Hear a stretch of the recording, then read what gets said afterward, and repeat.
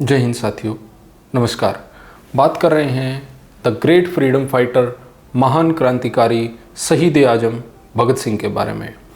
अभी तक हम भगत सिंह के पुरखों, उनके परिवार की पृष्ठभूमि, उनके बचपन और उनकी डीएवी स्कूल की यात्रा पर बात कर चुके हैं। आज हम उनके नेशनल कॉलेज का सफ़र देखेंगे। ये सफ़र बहुत ही मज़ेदार रहने वाला है, बहुत ही रोमांचक रहने वाला है। 1920 में गांधी जी के आह्वान पर भगत सिंह असहयोग आंदोलन में शामिल हो जाते हैं, अपने स्कूल का बॉयकॉट करते हैं।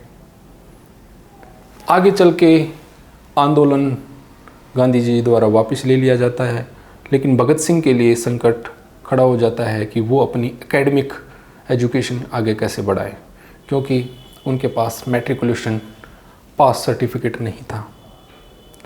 ऐसे में उनको एक आशा की किरण दिखाई देती है, नेशनल कॉलेज। नेशनल कॉलेज उन्हीं इंस्टीट्यूट में से एक था जो नेशनलिस्ट द्वारा बनाए गए थे, और ये विशेषकर उन्हीं छात्रों के लिए बनाया गया था जो असहयोग आंदोलन में भाग ले चुके थे, अपने स्कूल कॉलेज छोड़ चुके थे, या किसी क्रांतिकारी गतिविधि के कारण स्कूल से निकाले जा चुके थे। ये राष्ट्रीय शिक्षा नीति की तर्ज पर बनाए गए कॉलेजेस थे। भगत सिंह को 2 महीने का समय मिलता है। उनके बचपन के मित्र रहे जयदेव गुप्ता बताते हैं कि भगत सिंह और वो दोनों ही खूब मेहनत करते हैं और परीक्षा पास कर लेते हैं। नेशनल कॉलेज की बात हम करेंगे और उसके साथ साथ में हम देखेंगे, तुलना करके, कि आज के जो स्कूल कॉलेजेस हैं और उस समय के जो कॉलेजेस चल रहे थे उनमें क्या अंतर आपको दिखाई देता है। कैसे इन कॉलेजेस में पढ़ के एक छात्र राष्ट्रभक्ति से ओतप्रोत होता था, विचारक बनता था, नए दृष्टिकोण पैदा करता था, और उनके व्यक्तित्व में इतनी कम आयु में इतनी बड़ी परिपक्वता कैसे आती थी। नेशनल कॉलेज की स्थापना लाला लाजपत राय और भाई परमानंद जी ने की थी। लाला लाजपत राय के बारे में हम सब जानते हैं कि उस दौर के कितने बड़े क्रांतिकारी थे। भाई परमानंद जी गदर पार्टी से जुड़े थे और उसमें सक्रियता के कारण ही उनको मृत्यु दंड दिया गया था, जिसे बाद में उम्र कैद में बदला गया। फिर एमनेस्टी ग्राउंड पर उनको रिहा भी कर दिया गया, लेकिन वो अपने आप को देश के इस संघर्ष से अलग नहीं रख पाए और उन्होंने रास्ता चुना शिक्षा का, और कॉलेज की स्थापना में एक महत्वपूर्ण भूमिका अदा की। ये दोनों कार्यान्वयन भी कर रहे थे कॉलेज का। चांसलर लाला लाजपत राय थे नेशनल कॉलेज के, और वाइस चांसलर भाई परमानंद जी। इसके प्रिंसिपल थे आचार्य जुगल किशोर जी, जो ऑक्सफोर्ड यूनिवर्सिटी से अपनी हायर एजुकेशन ले चुके थे। उन्होंने भी एजुकेशन के माध्यम से देश में राष्ट्रीयता की भावना पैदा करने का निर्णय लिया था। नेशनल कॉलेज की एक ही बिल्डिंग थी, उसमें नेशनल स्कूल भी चल रहा था, नेशनल कॉलेज भी चल रहा था, नेशनल यूनिवर्सिटी भी चल रही थी। ऐसे में जगह की थोड़ी किल्लत थी, इसलिए प्लेग्राउंड की उतनी व्यवस्था नहीं थी, लेकिन इन्होंने अपना एक ड्रामेटिक क्लब बनाया था जो आसपास के एरिया में काफ़ी विख्यात था। अब जब भगत सिंह इसमें एंट्री लेते हैं तो इनका सामना होता है कुछ ऐसे क्रांतिकारियों से जिनसे आप सब परिचित हैं, जिनके आने वाले दौर में बार बार नाम आने वाले हैं। सुखदेव से मुलाकात भगत सिंह की इसी कॉलेज में होती है। भगवती चरण वोहरा, हंसराज वोहरा और भी कई ऐसे नाम थे जो यहाँ पर भगत सिंह को मिलते हैं। अगर भगत सिंह के प्रोफेसर्स की बात करूँ मैं, तो वो सारे प्रोफेसर्स क्रांतिकारी गतिविधियों से जुड़े हुए थे, संगठनों से जुड़े हुए थे। और ये एक ख़ास बात थी इस कॉलेज की कि पहली चीज़, यहाँ पर क्रांतिकारियों को ही प्राथमिकता दी जाती थी। दूसरा, यहाँ पर जो प्रोफेसर्स थे और जो संस्थापक थे कॉलेज के, वो भी महान क्रांतिकारी थे। वो छात्रों को सरकारी नौकरी के पीछे भागने के बजाय देश हित, राष्ट्र हित के लिए सोचने के लिए प्रोत्साहित करते थे। तीसरी, उन्होंने एक ऐसा सिलेबस तैयार किया था जो हमारे इतिहास के बारे में था, इकोनॉमिक्स के बारे में था, दुनिया भर में जो घटनाएं अलग अलग देशों में अपनी स्वतंत्रता के लिए घट रही थी उनको लेकर था। इस पूरे एनवायरनमेंट में आप सोच सकते हैं कि छात्रों की मनोस्थिति क्या होती होगी। जब भगत सिंह यहाँ पर प्रवेश करते हैं तो उनके मित्र यशपाल और जयदेव गुप्ता उनका थोड़ा सा विवरण बताते हैं कि भगत सिंह खादी की धोती पहनते हैं और मैली सी एक अपनी पगड़ी बांधते हैं। वो पगड़ी ढीली रहती है, दोनों कंधों पर टिकी रहती है। उस समय भगत सिंह दुबले पतले थे और रंग उनका गोरा था, नैन नक्श उनके तीखे थे। भगत सिंह काफ़ी प्रतिभाशाली थे, मेधावी थे। जब वो कॉलेज में आते हैं, आते ही वो ड्रामेटिक क्लब का हिस्सा हो जाते हैं। अच्छा, ड्रामेटिक क्लब की भी एक अपनी कहानी थी। ड्रामेटिक क्लब में जितने भी क्रांतिकारी थे वो सब पार्टिसिपेट करते थे। वो सिर्फ कोई नाटक खेलते नहीं थे बल्कि उसको जीते थे और उसका विषय रखते थे देशभक्ति से जुड़ा हुआ। जैसे कुछ एक नाटक भगत सिंह ने खेले अपने दौर में महाराणा प्रताप के जीवन पर, और महाभारत से जुड़े हुए कई नाटक उन्होंने खेले। मौर्य साम्राज्य का आरंभ, भारत की दुर्दशा, ऐसे विषयों को लेकर ये नाटक खेलते थे जिससे छात्रों के मन में और जो आसपास के जो लोग थे उनके मन में एक राष्ट्रीयता की भावना विकसित हो पाए, पैदा हो पाए। भगत सिंह बहुत कम समय में लीडर की भूमिका में आ जाते हैं, लीड रोल में आ जाते हैं। कारण था भगत सिंह की कई भाषाओं पर पकड़ और साथ के साथ में उनकी वास्ट नॉलेज। भगत सिंह उस समय तक एक गंभीर विद्यार्थी बन चुके थे, हमेशा उनके हाथ में किताब रहती थी।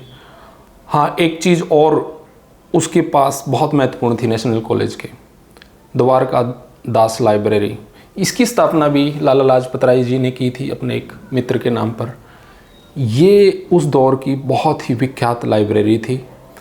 आसपास के सारे कॉलेजेस के छात्र इसमें आते रहते थे, जाते रहते थे। भगत सिंह इसके बहुत ही रेगुलर सदस्य हो गए थे, घंटों तक इसमें अध्ययन करते थे। इसमें इसकी खासियत ये थी कि इसमें दुनिया भर के जितने भी क्रांतिकारी आंदोलन हो रहे थे उन सब से जुड़ी हुई किताबें मौजूद थी। और इसके जो लाइब्रेरियन थे वो 21 साल के युवा थे। भगत सिंह के बाद में वो मित्र बन जाते हैं और कई रोचक किस्से भी वो इससे जुड़े हुए बताते हैं। भगत सिंह जब भी समय मिलता लाइब्रेरी में पहुंचते और जो उनके साथी थे राम कृष्ण शास्त्री शायद उनका नाम था, वो उनसे रिकमेंड करवाते कि आप बताइए कौन सी नई किताब आई है, तो वो उनको बताते। रामकृष्ण शास्त्री जी की एक खासियत और थी, वो बहुत बारीक नज़र रखते थे। जो भी छात्र लाइब्रेरी में आते, सारा दिन गहमा गहमी तो रहती ही थी, तो वो देखते रहते कि कौन क्या पढ़ रहा है।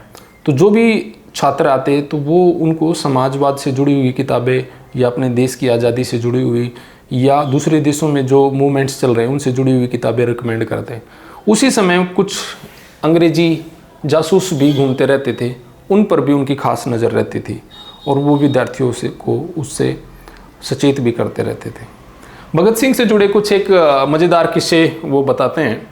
वो कहते हैं कि भगत सिंह और सुखदेव और भगवती चरण वोरा से उनकी खास मित्रता हो गई थी। कई बार भगत सिंह आते और साथ में खाना खाते। एक दो घटनाओं का वो जिक्र करते हैं कि एक बार वो खाना खा रहे थे, अचानक भगत सिंह वहाँ आ जाते हैं। भगत सिंह उनकी थाली में खाना खाने लग जाते हैं। रामकृष्ण शास्त्री काफ़ी गुस्से में हो जाते हैं और उनको कहते हैं कि आप हाथ तो कम से कम धो सकते हैं। भगत सिंह काफ़ी खुश मिजाज व्यक्तित्व के धनी थे, वो कहते हैं कि कोई नहीं, आगे से धो लेंगे भाई, आगे आज तो खा लें खाना। तो इस पर वो बड़े चिढ़ जाते थे। एक बार भगत सिंह उनसे कह रहे थे कि आपको खीर पसंद है? तो बोले कि हाँ खीर तो पसंद है मुझे। तो फिर चलो खीर मंगा लो। अब क्या है कि ये सारे किसी एक ढाबे पे खाना खाते थे और मुफलिसी का दौर था, भगत सिंह घर से उतना पैसा ले नहीं रहे थे, सबके यही हालात थे। तो वो पैसा देखकर ही इस्तेमाल करते थे कि भाई अपना आराम से खाना चल जाए, तो ज़्यादा उसमें अनावश्यक पैसा ना खर्च किया जाए। तो जब भगत सिंह कहते हैं कि खीर मंगा लो तो वो थोड़ा सा आनाकानी करते हैं, लेकिन फिर भगत सिंह मंगा लेते हैं और खीर खा के भगत सिंह चल देते हैं। तो अब ये जो है इनके मित्र लाइब्रेरियन थी, इनको पैसे देने पड़ते। एक बार इनके मित्र घटना का जिक्र करते हैं कि हुआ यूँ कि भगत सिंह और वो खाना खा रहे थे और काफ़ी भगत सिंह ने खाना मंगा लिया। तो उस दिन जो इनके मित्र लाइब्रेरियन थे, उन्होंने सोचा कि चलो आज भगत सिंह को एक सख्त संदेश दिया जाए, और वो उठ के वहाँ से चले जाते हैं और छुप कर देखते हैं। इतने में भगत सिंह के पास पैसे थे नहीं, और जो ढाबे के ओनर थे उनके साथ उनकी बहस हो जाती है। तो फिर बाद में निकल के आते हैं और बात वहाँ पर समाप्त होती है। एक घटना का और जिक्र वो करते हैं कि वो एक कमरे के घर में रहते हैं। भगत सिंह अक्सर रात को सुखदेव के साथ, समय कोई उनका पक्का होता नहीं था, 1 बजे 12 बजे 11 बजे जब लाइब्रेरी से मन किया पढ़ के वो निकल कर आते थे। और भी कुछ एक जो गतिविधियां होती थी कॉलेजेस की और युवाओं के साथ, किसी विषय पे चर्चा उन सब पे बात करते थे। तो एक रात को 1 बजे के आसपास ये कमरे पर पहुंचते हैं और लाइब्रेरियन जो इनके मित्र थे रामकृष्ण शास्त्री, उनका दरवाज़ा खटखटाते हैं। 3-4 बार के बाद वो दरवाज़ा खोलते हैं। अब भगत सिंह और सुखदेव सामने खड़े हैं। वो आके अपना एक ही चारपाई थी, वो लाइब्रेरियन जो इनके मित्र थे वो आके अपनी चारपाई पे लेट जाते हैं। भगत सिंह सुखदेव थोड़ी देर खड़े रहते हैं, फिर एक तरफ सुखदेव बैठ जाता है, एक तरफ भगत सिंह जी बैठ जाते हैं। दोनों फिर धीरे धीरे करके वहीं लेट जाते हैं बगल में। अब जो इनके मित्र थे वो परेशान होके थोड़ी देर में उठ जाते हैं कि चलो ठीक है आप ही लेट जाओ, मैं तो नीचे लेट जाऊंगा। और वो नीचे लेट जाते हैं। अब भगत सिंह उन पर कहते हैं कि देखा सुखदेव, हमारे जो मित्र हैं वो कितने हमसे लगाव मानते हैं, कितना प्रेम मानते हैं कि हमारे लिए अपनी चारपाई छोड़ दे। इस पर वो दोनों हंसते हैं और ये इस पर एक ताना समझते हैं कि एक तो चारपाई चली गई, ऊपर से हम पर ये ताना भी दे रहे हैं, ठीक है। लेकिन थोड़ी देर बाद फिर भगत सिंह खड़े होते हैं कि भाई हम तो समाजवादी हैं, हम तो सभी मित्रों के साथ में, और जो उनकी खटिया होती थी, खाट होती थी, उसको खड़ा करके फिर तीनों फर्श पर ही सोते। ऐसे कुछ एक मज़ेदार किस्से भगत सिंह के कॉलेज के दौरान के हैं। भगत सिंह उस समय की जो मूवमेंट्स चल रहे थे, आंदोलन चल रहे थे, उनसे जुड़ी हुई किताबें पढ़कर उन पर जो प्रोफेसर्स थे उनसे खूब तीखी बहस करते थे कॉलेज में, और घंटों तक चर्चा विचार विमर्श की कैसे ये चीज़ हुई, ये सब। उसके बाद रावी तट नज़दीकी था, उनको शौक़ था बोटिंग वगैरह का भी।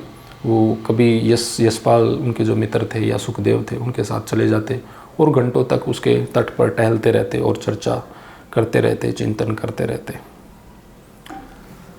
भगत सिंह के अगर प्रोफेसर्स की बात करें तो जुगल किशोर जो इनके प्राचार्य थे वो पॉलिटिकल साइंस पढ़ाते थे। भाई परमानंद जी, पीसी मेहता और जयचंद्र विद्यालंकर जो कि इनके इतिहास के प्रोफेसर थे, उनका इनके जीवन में बहुत महत्वपूर्ण योगदान रहने वाला था, क्योंकि वो HRA से जुड़े हुए थे, हिंदुस्तान रिपब्लिकन एसोसिएशन। भगत सिंह का परिचय एसोसिएशन से यही कराते हैं, और आगे चलकर जब भगत सिंह लाहौर से कानपुर भागते हैं तो वहाँ रहने की व्यवस्था भी यही कराते हैं। उस समय कॉलेज में 3 विषय मुख्य थे, हिस्ट्री, पॉलिटिकल साइंस और इकोनॉमिक्स। ये विषय इसलिए चुने गए थे कि विद्यार्थी भारत की राजनीतिक आर्थिक स्थिति को भली भांति समझ सके और इसके इतिहास को पहचान सके। हिंदी चेतराम जी पढ़ाते थे और इंग्लिश जो छबील दास और प्रोफेसर सोंदी इनको पढ़ाते थे। छबील दास जी आचार्य जुगल किशोर जी के बाद प्राचार्य बनते हैं। वो भी जिक्र करते हैं कि कैसे भगत सिंह उनसे एक मित्रवत संपर्क में थे और अक्सर घंटों तक उनकी कक्षा में चर्चा विचर्चा होती थी, विचार विमर्श होते थे। और वो बताते थे कि उस समय के यूरोप की जो मूवमेंट्स चले हुई थी, विशेष रूप से उनको उन्होंने पाठ्यक्रम में शामिल किया था, जैसे Irish liberation movement, French revolution, Russian revolution, कमाल पाशा का टर्की के अंदर जो कार्य चल रहा था उसका। तो ये कुछ एक ऐसी घटनाएं विस्तार से चर्चा की जाती थी, उन पे बात की जाती थी कि कैसे हमारे देश में भी इस प्रकार के मूवमेंट चलाए जा सकते हैं। भगत सिंह बहुत सारी किताबें पढ़ते हैं, बहुत सारे नॉवेल्स पढ़ते हैं। एक नॉवल का मुझे विक्टर हुगो का था 1993 करके, उसमें एक घटना मिलती है कि जो नॉवल था उसका जो लीड रोल में होता है वो अंत में आत्महत्या कर लेता है। भगत सिंह उससे काफ़ी सिंपैथी रखते हैं, वहीं सुखदेव उसके बिल्कुल अपोजिट, उससे सिंपैथी नहीं रखते हैं, उसके साथ सहमत नहीं होते हैं। और बाद में चलकर जब ये दोनों जेल में होते हैं तो इनका व्यू पॉइंट पात्र के जो मुख्य पात्र था उसके प्रति दोनों का ही बदल जाता है। ऐसे एक लाइव माहौल में, एक ऐसे कॉलेज में जहाँ दिन रात 24 घंटे चिंतन चल रहा है, मनन चल रहा है, क्रांतिकारियों पर बात हो रही है, देश दुनिया में जो घटनाएं हो रही हैं उन पे चर्चा हो रही है, रात के 12, 1, 2, 3, 4 बजे तक लाइब्रेरीज फुल हैं, किताबें सनसनी लेकर आती थी, नई किताबें जिस भी आंदोलन से जुड़ी होती हाथों हाथ बिक जाती थी। अब आप देखें कि उस दौर के पाठ्यक्रम, उस टाइम के वातावरण और आज के वातावरण में क्या अंतर है। भगत सिंह यहीं से परिपक्वता को पाते हैं, तर्क पैदा करते हैं और उनका व्यक्तित्व शिखर को छूता है। बहुत सारे किस्से नेशनल कॉलेज से जुड़े हुए बाकी हैं जिन पर बात की जानी चाहिए, उन पर आने वाले समय में हम बात करेंगे आगे कि कैसे भगत सिंह जब उन पर शादी का दबाव बनता है। और हाँ, एक बात और मैं आपको बता दूं, अभी भगत सिंह की आयु मात्र 16 साल है। ईयर है 1923। जब भगत सिंह अपना 2 साल का जो फैकल्टी ऑफ आर्ट है वो नेशनल कॉलेज में कंप्लीट करके बीए में एडमिशन लेते हैं। यहाँ पर मुख्य सब्जेक्ट वो संस्कृत चुनते हैं, लेकिन यहाँ पर एक दिक्कत आ जाती है, घर से उनकी दादी जी शादी का दबाव बना देती है, भगत सिंह के लिए मुश्किल हो जाती है। और जो सान्याल जी थे, इनके प्रभाव में भगत सिंह घर छोड़ने के लिए तैयार हो जाते हैं। भगत सिंह ने निश्चय किया कि मैं घर वालों से बहस नहीं करूंगा, बल्कि कॉलेज से ही मैं जाऊंगा कानपुर के लिए। यहाँ से भगत सिंह कानपुर जाते हैं और ये उनकी औपचारिक शिक्षा का अंत था। उसके बाद भगत सिंह कॉलेज ज्वाइन नहीं कर पाते हैं। बात करेंगे भगत सिंह के कानपुर पहुंचने की और वहाँ से HRA से जुड़ने की और वहाँ से देश नायक बनने की।